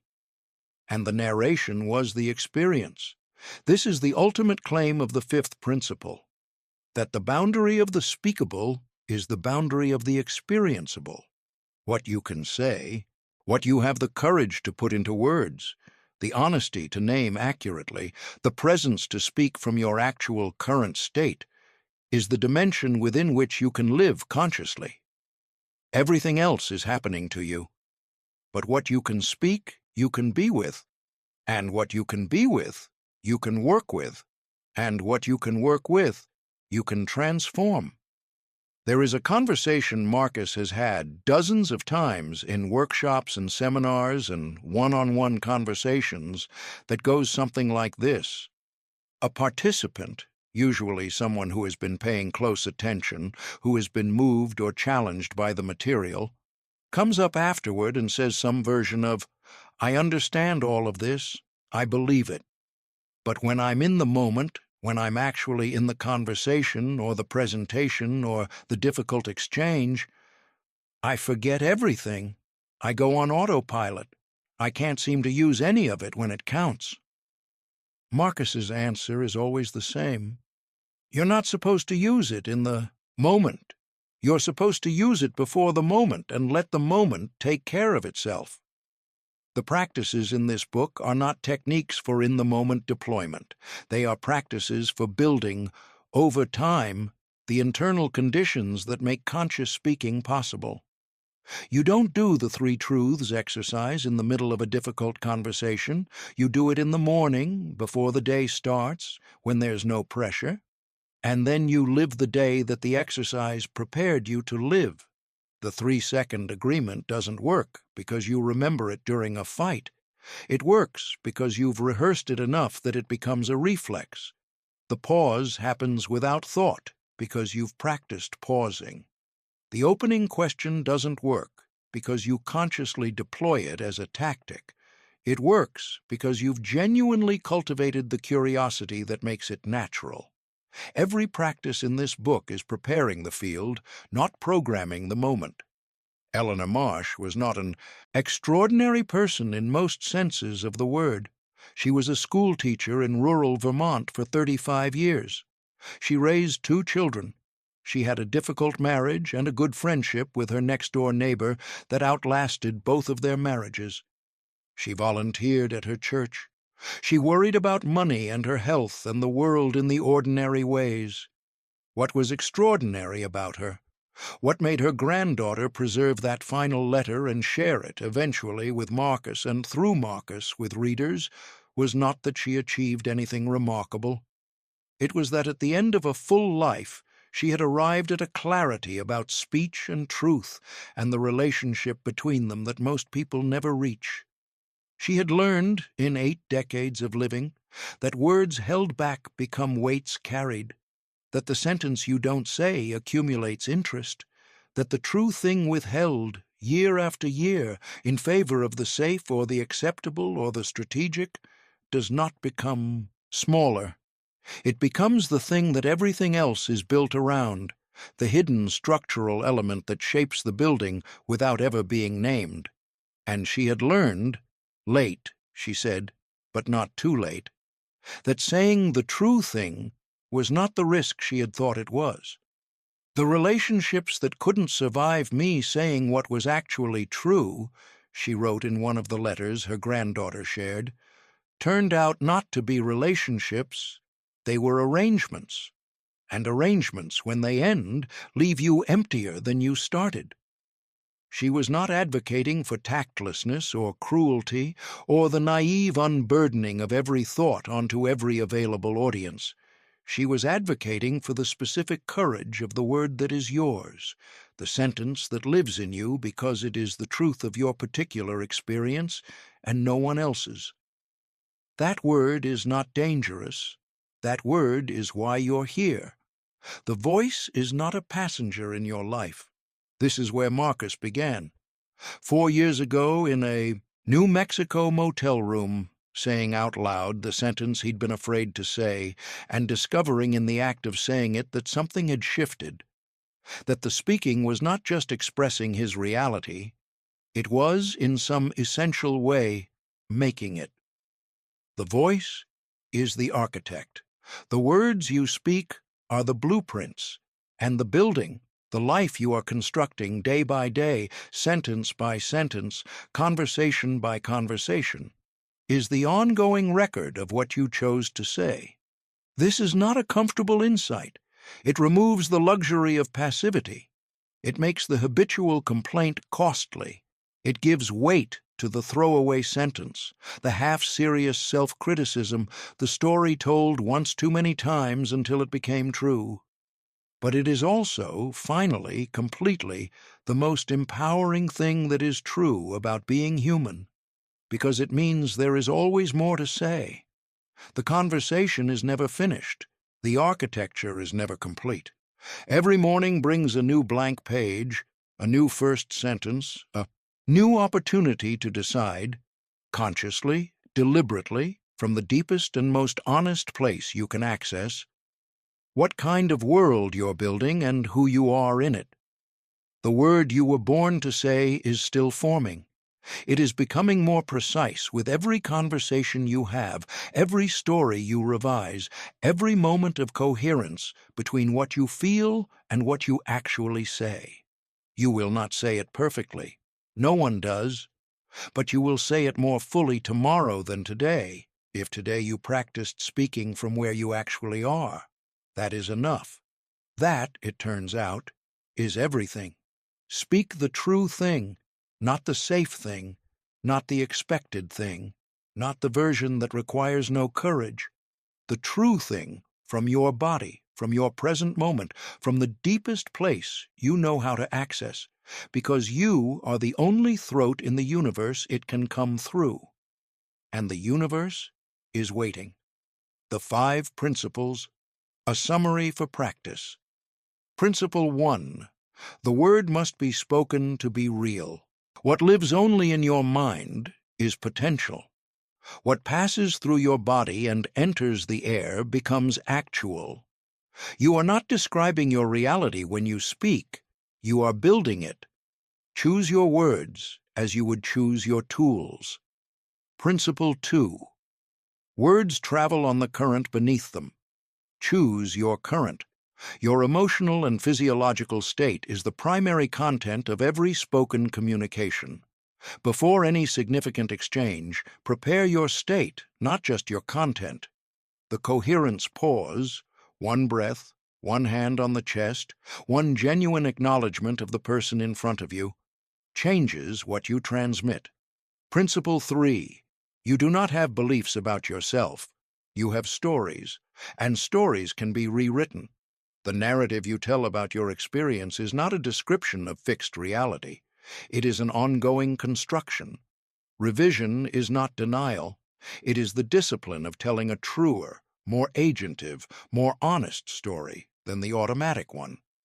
Do the weekly revision. Change the grammar. Reclaim the pen. Principle 4. Conversation is a geometry you create together. Set it with curiosity before you set it with content. The first 40 seconds of a conversation establish its direction. Open with a genuine question rather than an assertion. Create space for the other person's words to arrive before you compose your response. The 3-second pause is not a technique. It is a practice of making the other person real. Principle 5. Learn to speak from the present moment rather than from your history. The voice shaped by old feedback and old fear is not your current voice.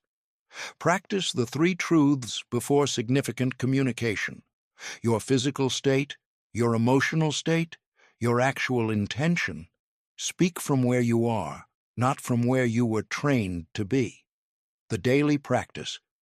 Each morning before the day begins, speak these 5 sentences out loud, not as affirmations, but as declarations, from the chest to the morning air, as if what you say matters. Today I will say what is true rather than what is safe. Today I will speak from presence rather than performance. Today I will listen before I answer. Today I will remember that my words are building something. Today I am the word that knows itself.